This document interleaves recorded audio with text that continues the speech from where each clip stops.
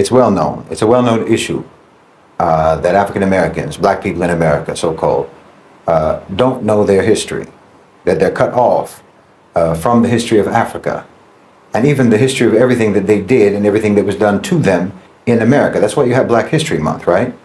So this is something that everyone knows about. Everyone is aware of this issue. But the truth is that so-called white people don't know their history either. Their history in America or their history in Europe.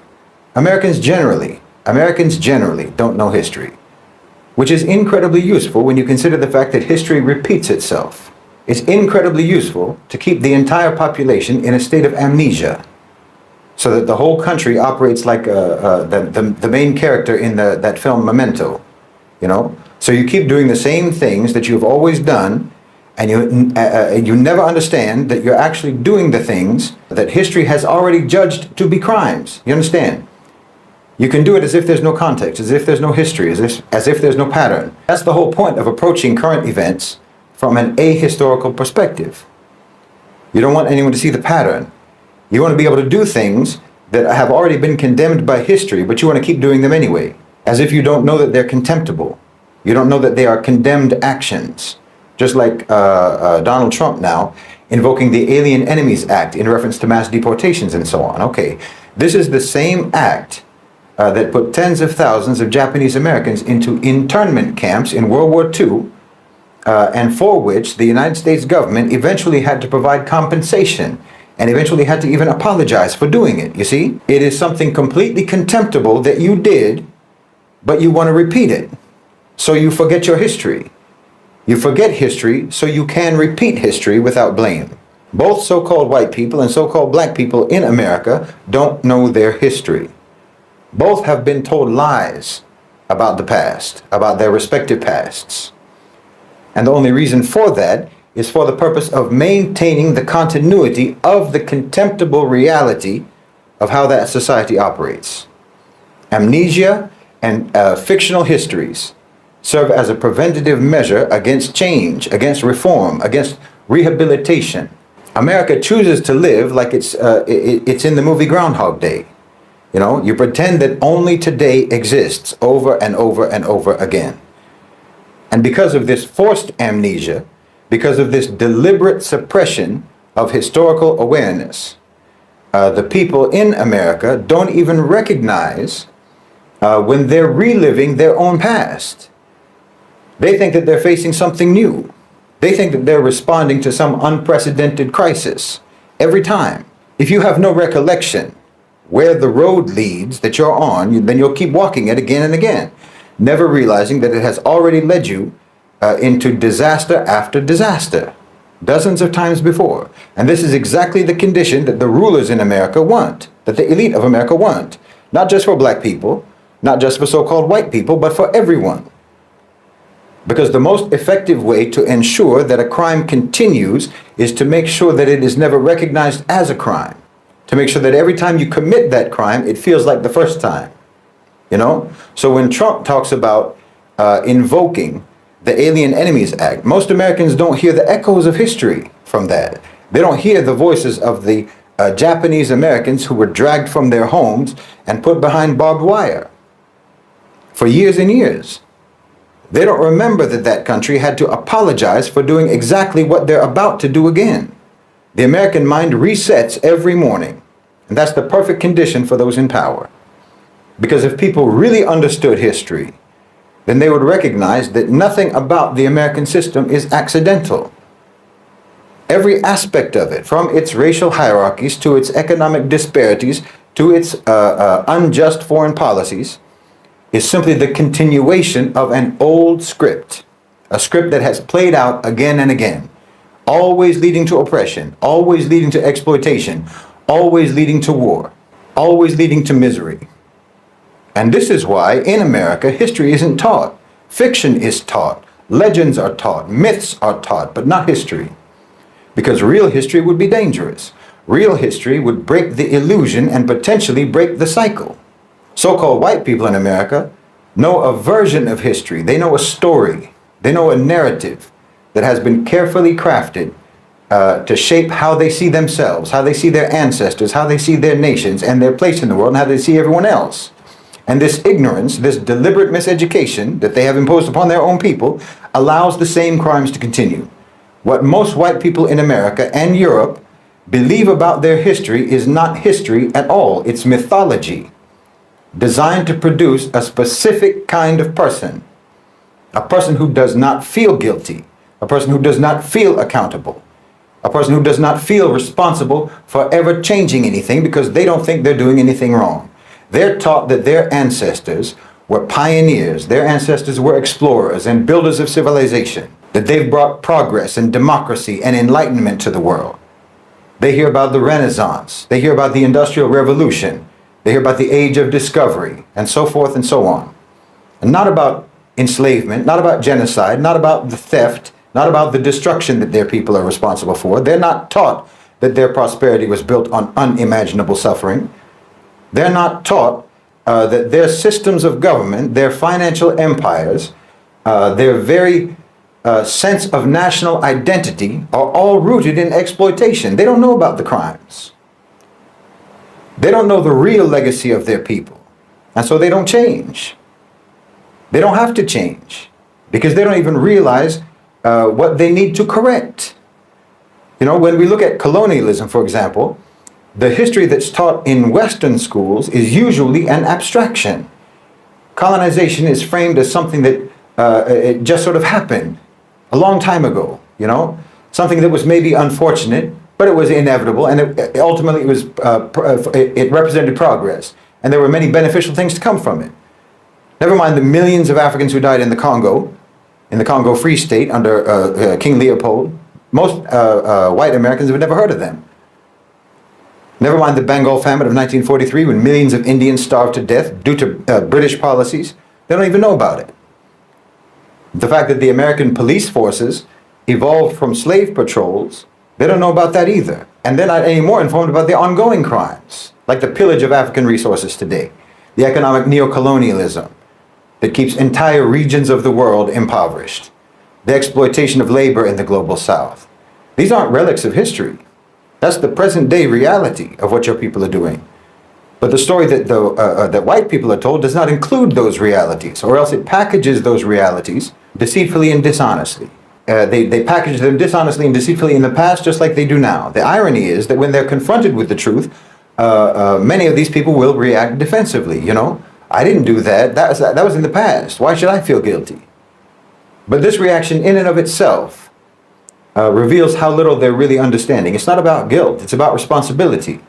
You know, if a person inherits a stolen house, they may not have stolen it themselves, but they still live in it. And if they refuse to acknowledge where that house came from or how it came into their possession, if they insist that that house is rightfully theirs because the crime happened a long time ago, well, then they're complicit because the theft is ongoing. The crime never really stopped. So when people don't know their history, they cannot recognize when history is repeating itself and when history is actually just a continuum into the present. This is why so-called white people in America can watch their government arm and support genocide in Gaza, bomb Syria, Iraq, Yemen, and so on, and actually believe when they say it's for the purpose of security. They don't see the colonial mindset at work. That's why they can see corporations, for example, Western corporations, strip mine Africa for resources and not connect that to the centuries of plunder that came before. This is why they can hear about mass incarceration, about police brutality and systemic racism in the United States, and not understand that these are not new problems.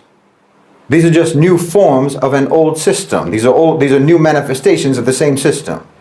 And this is why they don't resist, why they don't challenge the structures that continue to exploit and continue to oppress, because they don't even recognize those systems as continuations of the age-old exploitation and oppression. The truth is, white people have been colonized too, not physically, not economically, but psychologically.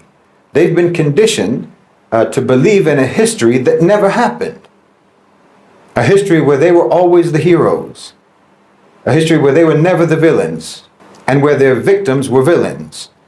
And as long as they live inside that fiction, well, they'll continue to perpetuate the same crimes of their past, even without realizing it. which just means that we're not even talking about past crimes. We're talking about ongoing crimes from the past until today. Like I said, it's a continuum. If there's ever going to be any real change, if there's ever going to be any hope for justice, then so-called white people have to actually learn your history. Not the history that makes you feel proud and makes you feel good, that makes you feel comfortable, but real history, the history that makes you uncomfortable, the history that you've denied all this time. And only when white people know their real history, really know it, then maybe they can begin to take the first steps towards repairing the damage that that history caused. The damage that it caused to millions upon millions of people all around the world, including themselves. I mean, Americans, particularly so-called white Americans, you're all like the child of the BTK killer, trying to come to terms with the fact that you were raised by a monster who you always thought was a good and upright man. If Americans in general really understood their history, well, they would know that the United States government has only ever used fear as a weapon against them. And every war that America has ever been involved in was only justified by lies. And every act of domestic repression has only ever been framed as being necessary for the sake of security. They would know that the anti-immigration movements, the anti-Muslim ban and so forth, and all of their surveillance programs, it's not new. It's the same thing. It's just rebranded versions of old crimes. There's absolute continuity. And the only reason that you don't know that is because you have no actual understanding of your own history. Yes, if Americans truly understood their history, they would not be so easily manipulated. They would not be so easily controlled. They would not be so quick to repeat the wrongs of the past, or rather to continue the wrongs of the past. But that's exactly why history is hidden from them. I mean, it's trite but true. There is nothing more powerful than knowledge. There's nothing more dangerous to a corrupt system than a population that remembers. And that's why our mission must be to educate people and to awaken people and to reconnect people with the reality of their own history, the good and the bad. Because when you understand your history, then you'll understand your enemy, because they've been doing the same thing throughout history. And when you understand your enemy, then you'll understand how to defeat them. You'll understand how to oppose them, because you've got an enemy who keeps you in a state of amnesia and a state of fake implanted memories. You know, every time you open your eyes, your enemy is right there in front of you telling you that he's your friend. And because you don't remember anything, you believe him. You understand? The whole country is getting their drink spiked. Everyone in that country is getting roofied. And the one who spikes your drink and the one who abuses you when you're in your numb and unconscious state is the one sitting next to you in the morning when you come to, holding your hand, your protector. Oh, it's insidious. Uncle Sam is a serial killer. The son of Sam's got nothing on Uncle Sam. Uncle Sam is the most prolific, psychopathic, diabolical, demonic mass murderer in history. I mean, look at that poster again, that Uncle Sam poster, that I Want You poster. Think about that. You would think that a character who's supposed to represent the great democratic America would actually be asking the people, what do you want? Not demanding, I want you to go off into the meat grinder of World War I and World War II. Over 500,000 American soldiers killed in Europe and in Asia, thousands of miles from the United States. And then basically some 20-something years later, the same message is repeated. And it's heralded as a great quote. It's heralded as a great statement from John F. Kennedy. Ask not what your country can do for you. Ask what you can do for your country. Why? That's not how this works. Talk about gaslighting. Imagine if someone said that in a relationship. You know, I need you to do this and that and the other. And don't even ask me about what you need me to do for you. No, your government, your power structure hates you. But worse than hating you, they don't even respect you. And like I said, a major reason for that is that they have perfected the process of completely wiping out your memory. But the power structure has a memory. So you understand, that's what's really meant by history repeating itself. People think that this is some sort of natural law. No, it's not natural law. It's just the unchanged, consistent behavior of a predatory power structure. It's the law of if it ain't broke, don't fix it. Meaning they've been doing the same thing for a very long time. And the system works for them. So they have no reason to change it. And they never will change it until you change.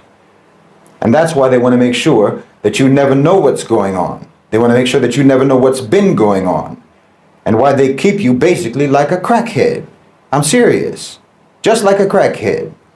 The American population, is like a crackhead. Extreme desperation for short-term gratification. Complete memory blackouts. No recall of past consequences of their actions. Mood swings, volatile, erratic, can't cope with reality. And you'll sell your dignity just to get some relief. That's why they don't respect you. The same way that a drug dealer doesn't respect a crackhead. Because they can treat you any kind of way. And you'll accept it. You'll accept it as long as you can get a hit of propaganda, a hit of entertainment, a hit of distraction, or what have you. Anything to just help you forget the reality that you live in. But Allah subhanahu wa ta'ala said that the condition of a people will not change until they move to change it themselves. And that's why they've neutralized you, because otherwise history might not repeat itself. Because they're the ones who are making history repeat itself by just continuing to do what they've always done. You understand what I'm saying? See, this isn't cyclical, it's constant, uninterrupted. The oppression, the violence, the exploitation, the predation. This is all static, unchanging. You say history repeats itself, it makes it sound like you're talking about a cycle, but it's not a cycle. It's not even a loop. It's a straight line. And it has never swerved, not even once. It's one scene. It's the same scene. Year after year, decade after decade. And all they ever do is maybe change the lighting to make it look different, to make it look new. But nothing has changed. But you won't know that as long as you have no memory, as long as you have no actual memory. Not the implanted fake memories of the past that they put in your mind, but a real memory, a real knowledge of history. You'll actually think that you're looking at something new because you don't remember. You don't remember that it's always been this way. And that's why they want you to be so desperate to forget. It's like they say, the best predictor of future behavior is past behavior. So the best way to be able to continue negative and destructive behavior into the future is to try to falsify your history. I mean, most people don't even care about history in America. That's a fact. They're already just ignorant. But the ones who do have an interest in history, they're fed a fictitious history. So they're even worse than someone who's just ignorant. They're even worse than someone who knows nothing. Because it's actually better to just know nothing than to believe something false. The one who doesn't know anything can at least learn. They're at least empty, and information can be put in that emptiness. Whereas someone who already believes something false, thinks he already has the knowledge, thinks he already has the information, and that makes him immune to learning. But then, of course, there's also the fact that the history is so horrific, the history is so brutal, that there's already a built-in incentive to deny or to dismiss it. Because it can be absolutely soul-crushing to try to come to terms with. Like I said, it's like finding out that your parent is the BTK killer. How do you process that? Most people would just reflexively deny horrible realities because they've already built their whole life around the assumption that the reality that they live in is not horrible. You've been drinking blood your whole life thinking it's cherry Kool-Aid. The torch of the Statue of Liberty isn't a guiding light, it's an arsonist's weapon. That's what burned down villages in Vietnam. That's what set fire to Iraq and to Afghanistan. And that's what lit burning crosses all over America. You've been living in an alternative universe. So-called white Americans are like Manchurian candidates, committing or being accomplice to heinous crimes decade after decade after decade, insulated by the hypnotic state of the false version of history that they believe.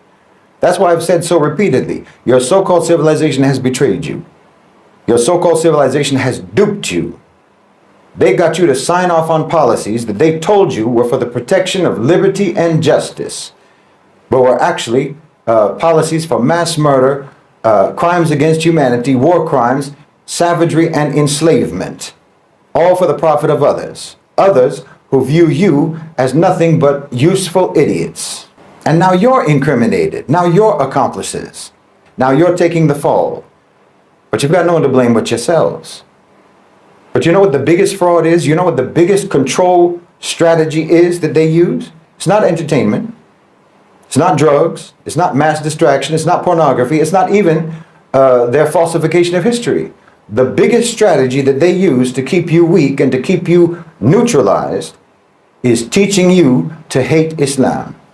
I mean, of course, this is couched in the general atheistic secular programming that they impose on you in the West and in America to make you dismissive about religion overall. But their main tool, their main concern, their main focus is to keep you away from Islam and Islam away from you. They teach you that all religions are the same. All religions are nothing but control mechanisms. All religions are man-made. All religions are oppressive and what have you. You know, they poison your whole concept of religion so that you'll just have a default animosity and a default aversion to Islam. And you can't see what they're doing to you. You can't see that this very calculated, very coordinated, and very relentless anti-religious propaganda in films, in television, in academia, in popular discourse, you can't see how all of that is being done very deliberately and in an orchestrated manner. And you can't see that this in and of itself, this is a strategy of control, a mechanism of control. And then the absolutely disciplined, the absolutely systematic and forceful demonization of Islam across all sections of the media.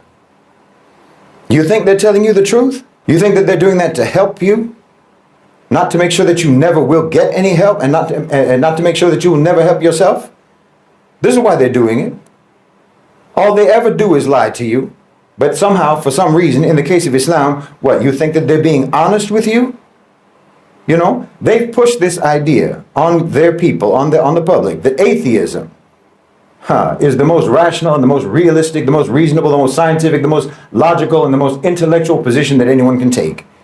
They've pushed that narrative, and they pushed it hard to where people are embarrassed to admit that they're religious. Whatever religion it is, doesn't matter. When the truth is that atheists are the most objectively ludicrous people on the face of the earth. But no one wants to say it. No one wants to point out this obvious reality because it goes against the official narrative. It goes against the official narrative of what smart means. No, this is all being pushed on you just to keep you foolish. It's being pushed on you to keep you neutralized. Just like everything else that they popularize. I mean, think about it. Atheists only believe in what they can see or hear or touch or measure. But human senses are weak.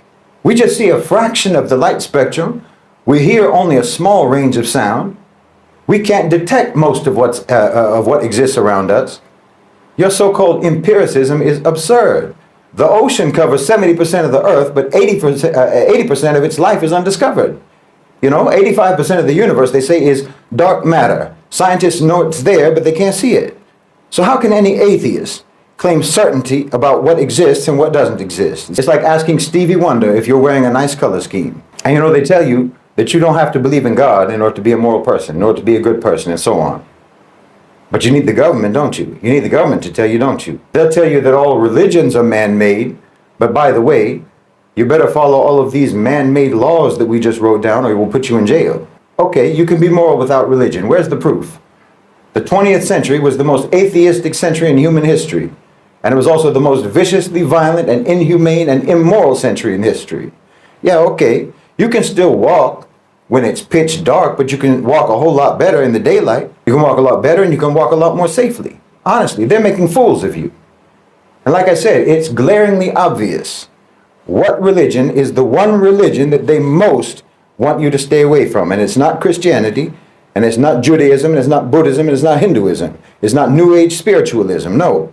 The most vilified, the most reviled, the most slandered, and the most systematically, relentlessly demonized religion is Islam.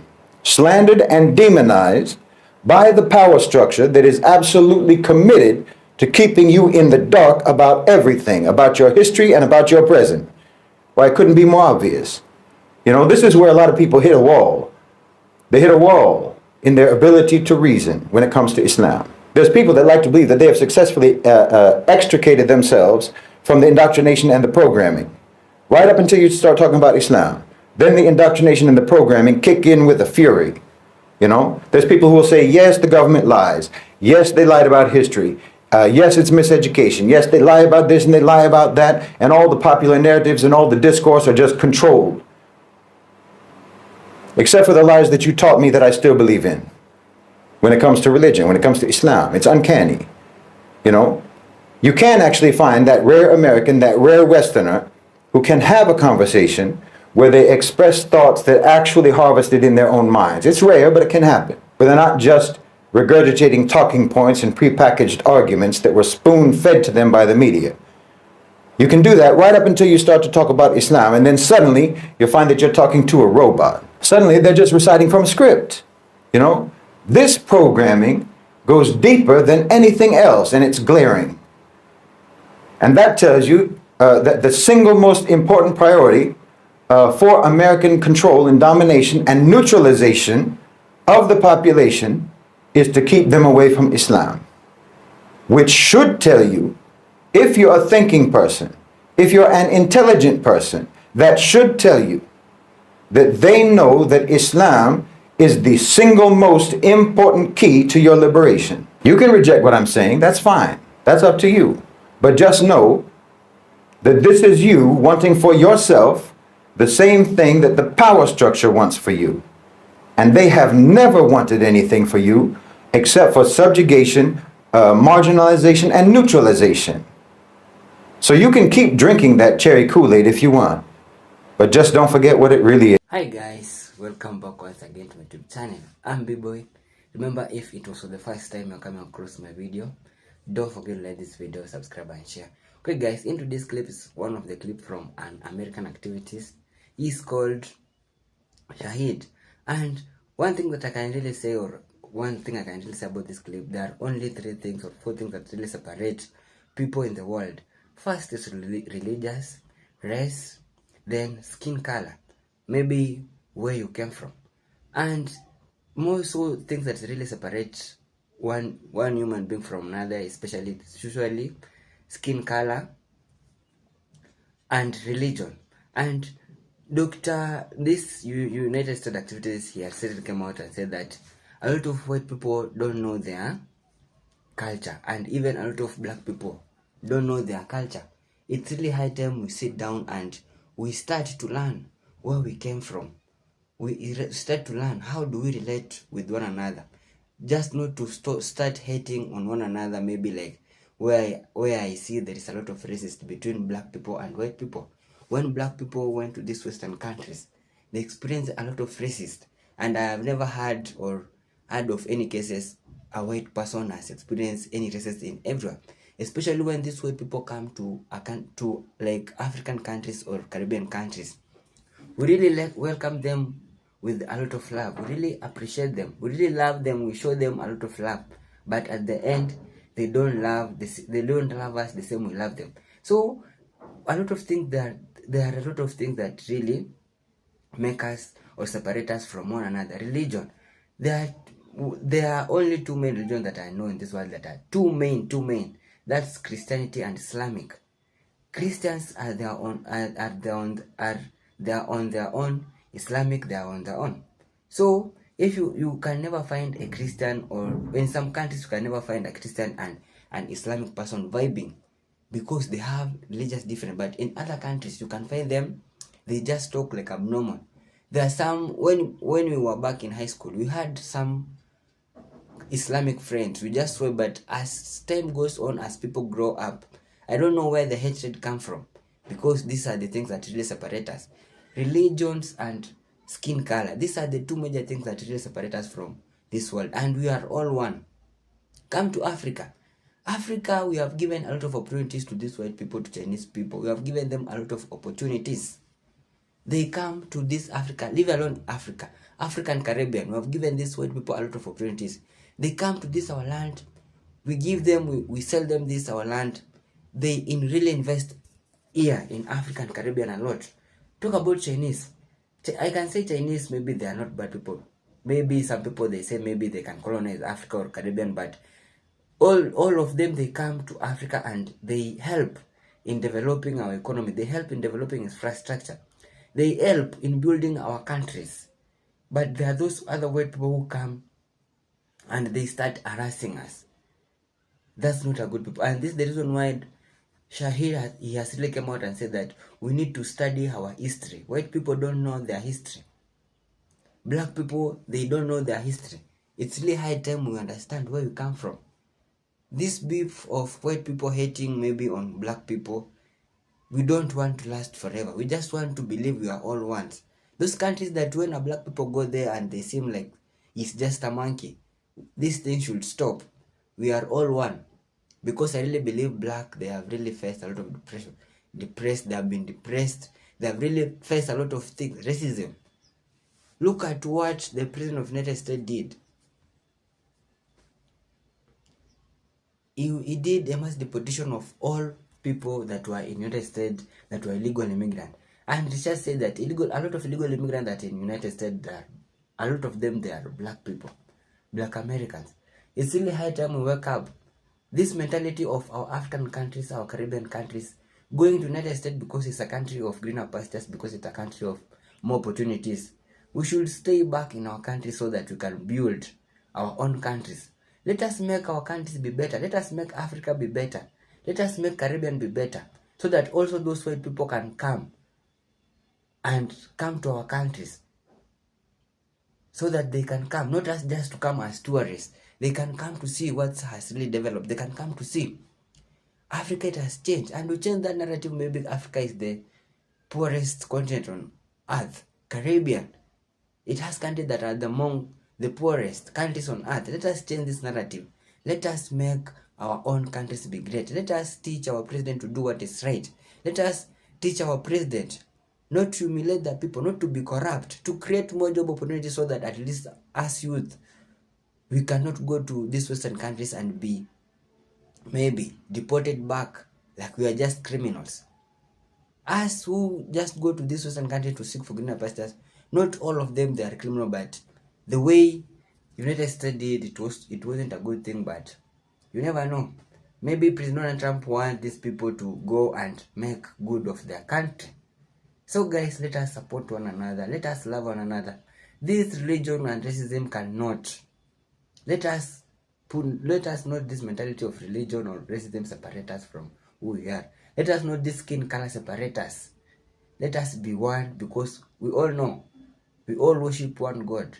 God created us. We were all created from God, and let us just do what is right. Let us not hate one another. Let us not have beef among one another. So guys, if it was for the first time you come across my video, don't forget to like this video, subscribe and share. Thank you so much for your time. May God bless you wherever you are. One love.